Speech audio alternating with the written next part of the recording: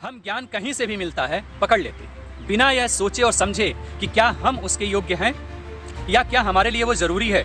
बस फेंका जा रहा है और हम पकड़ते जा रहे हैं, हम लेते जा रहे हैं। बोला जा रहा है, हम सुनते जा रहे हैं। तो ना बोलने वालों की कमी है, ना सुनने वालों की कमी है। कुछ भी बोला जा रहा है और कुछ भी सुना जा रहा है। सुनने का, चयन करने का, चुनाव करने का अधिकार आपके पास है कि जो आपको नित्य प्रतिदिन ऊपर उठाए, अपलिफ्ट करे, जो आपको सोचने पर विवश करे, ना कि जो आपके अहम को संतुष्टि करे। अधिकतर लोग उसी को सुनते हैं या समझते हैं जो उनके अहंकार को, उनके लोभ को, उनके लालच को थोड़ा सा अपलिफ्ट कर देता है, ऊपर करता है। लोभ थोड़ा था और बढ़ा दिया, ये कर लो तो वो मिल जाएगा, वैसे कर लो तो ये मिल जाएगा। हजारों प्रकार की इस प्रकार का ऐसे चीजें कहीं चल रहा है कि आप जो भी चीजें पा रहे हैं पास कर दे रहे हैं। कोई दूसरा उल्टी कर रहा है, उसके सामने आप उल्टी कर दे रहे हैं। मैं मानसिक उल्टी की बात कर रहा हूँ, मैं विचारों की उल्टी की बात कर रहा हूँ। गार्बेज, कचरा जो हम खाते हैं वह तो दिखता ही है, लेकिन जो मानसिक तौर पर जो हम भोग करते हैं, आंखों से जो हम भोग करते हैं, हम उसके बारे में बात कर रहे हैं। तो जो मानसिक कचरा हम ग्रहण करते हैं या मानसिक कचरा किसी के दिमाग में उड़ेलते हैं, फेंकते हैं, हम उसके बारे में बात कर रहे हैं। ओम तत्वमसि, ज्ञान कह लीजिए या फिर कचरा बहे जा रहा है। देने वालों की भी कमी नहीं है और लेने वालों को भी नहीं। आपने कभी नोटिस किया कि जो चीज़ें आप कभी पढ़ते हैं, चाहे वो मंत्र हो गया, कोई उपचार हो गया या कोई रेमेडी हो गई, उसे जब आप अप्लाई करते हैं अपने जीवन पर, तो वह उसके पूरे प्रभाव से या फिर उसके कार्य से, जितना उसके बारे में वर्णन किया गया होता है, सही तरीके से फल देने में समर्थ नहीं हो पाता। तो क्या उसके पीछे जो मंत्र है उसकी शक्ति का प्रभाव है, या जो रेमेडी है, जो उपचार है, कोई भी उपचार हो सकता है। शारीरिक उपचार के लिए आयुर्वेद हो सकता है, होम रेमेडी हो सकता है, हजारों प्रकार की पैथी हो सकती है। तो क्या उसमें कमियां हैं या फिर हमारे एप्लीकेशन में कमियां हैं? सही उत्तर अगर देखेंगे प्रत्यक्ष अनुभव के आधार पर, तो हमारे अंदर है। हम ज्ञान कहीं से भी मिलता है पकड़ लेते हैं, बिना यह सोचे और समझे कि क्या हम उसके योग्य हैं या क्या हमारे लिए वो ज़रूरी है।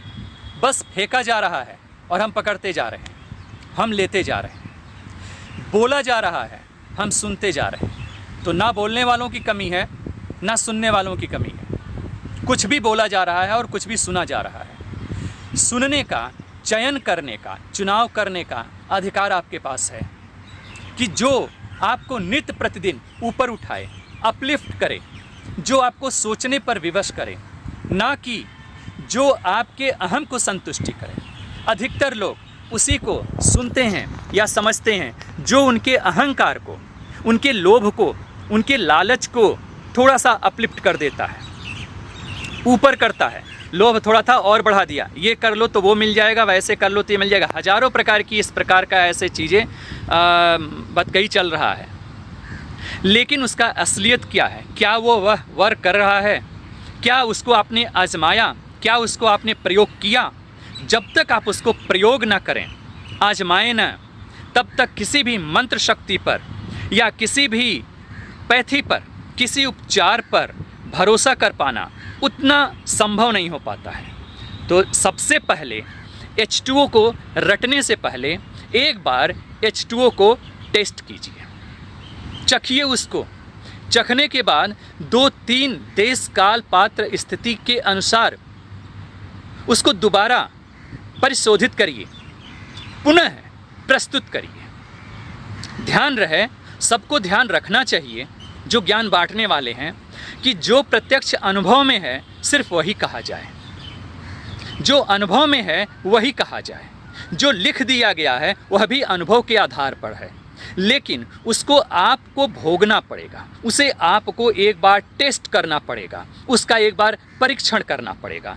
एक बार जो मिसाइल बन जाती है और बन करके वैसे रख दी जाती है, तो क्या उसको एक बार रट लेंगे कि हाँ ये मिसाइल है, ऐसे आप देख लेंगे और देख करके क्या युद्ध में आप कूद सकते हैं?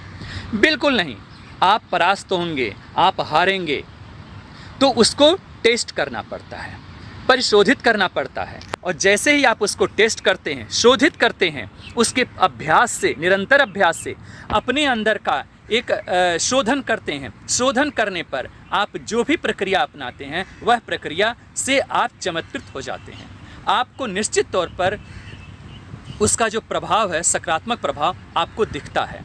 तो जीवन में कभी भी कोई भी पैथी आजमाएं, कोई भी उपचार आजमाएं, चाहे वो किसी के द्वारा दिया गया हो, चाहे आपने स्वयं अध्ययन किया हुआ हो, सबसे पहले उसे आजमाएं, वैसे ही आजमाएं और कोशिश करें कि अगर उसका कोई विशेषज्ञ है या जानकार है तो उससे परामर्श एक बार जरूर लेवें। कोई भी हो, चाहे स्वास्थ्य के विषय पर वो कोई पैथी हो या फिर आप डिवाइन के क्षेत्र में भी कोई इस प्रकार का अगर उपचार हो, कोई मंत्र चिकित्सा हो, कोई साउंड थेरेपी हो, कोई कलर थेरेपी हो या कोई योग विज्ञान हो, मेडिटेशन हो, बहुत सारे थेरेपीज़ हैं।